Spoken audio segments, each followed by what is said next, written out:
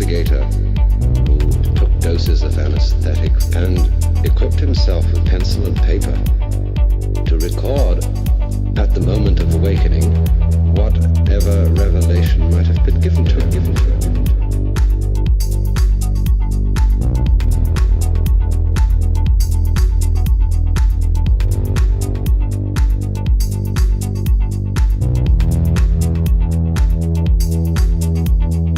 For a brief period, the investigator had the vivid conviction of complete comprehension of this universe of life and death.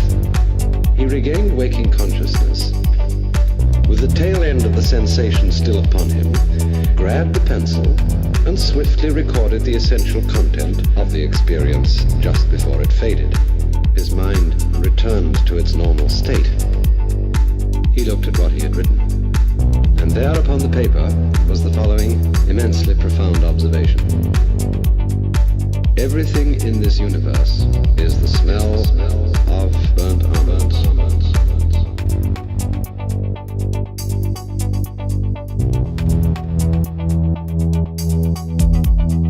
In the clear, cold light of rational consciousness, the seemingly inspired and utter convincing knowledge of dreams, drug delusions, and of mystical experiences comes down to just this sort of idiotic anticlimax.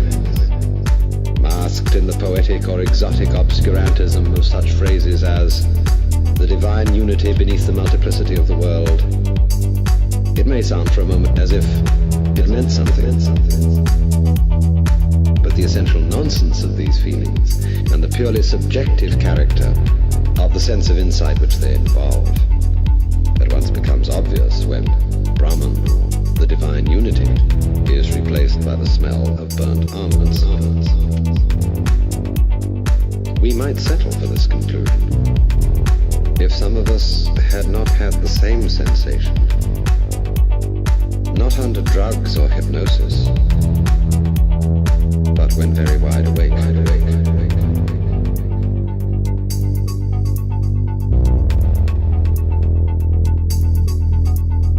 I, for one, will not quarrel with the smell of burnt almonds as the key to the mystery. I like it much better and feel it makes much more sense than Brahman or the divine unity.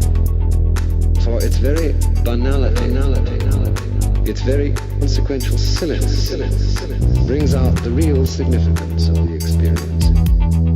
For the importance of the mystical revelation does not lie in the precise nature of what everything in this universe is. It can be God or Brahman or burnt almonds or applesauce or anything you like. Its importance lies rather in the simple sensation of wholeness, in the part of the sentence which runs, everything in this universe is, no matter what.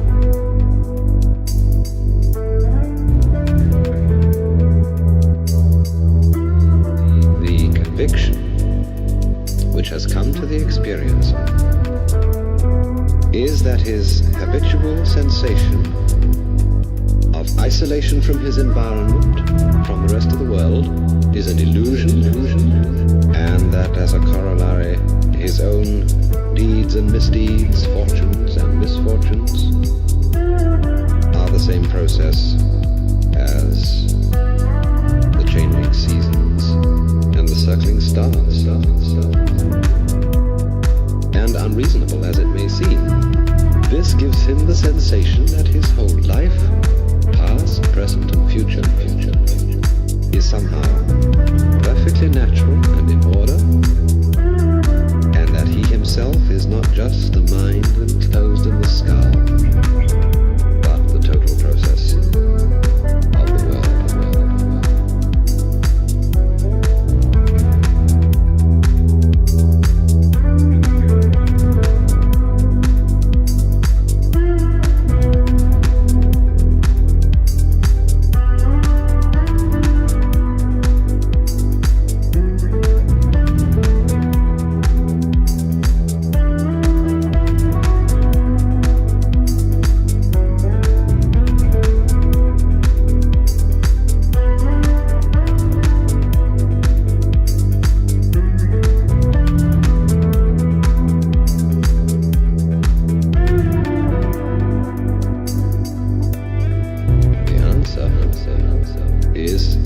very experience which you have had.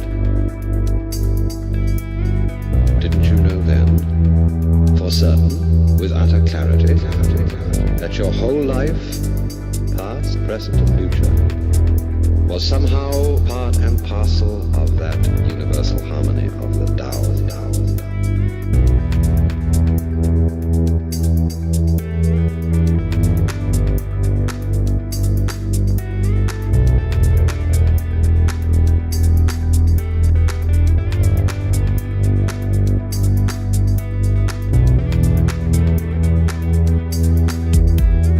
9 times out of 10, an observation of this kind will mean nothing, and will fall as flat as being told, everything in this universe is the smell of burnt almonds. But the 10th time, it will dawn upon you as a statement of total and luminous clarity. I do not think we need have any fear that this 10th time will never come. Or in other circumstances, it has come again and again. Think back to school days, when with the utmost care your teacher explained over and over the mysteries of sentence structure or daylight saving time, and you consistently failed to see the point. And then suddenly, something clicked in your mind, and the principle became clear.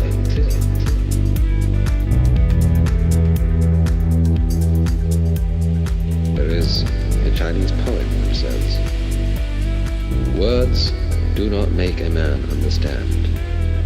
It takes the man to understand the words."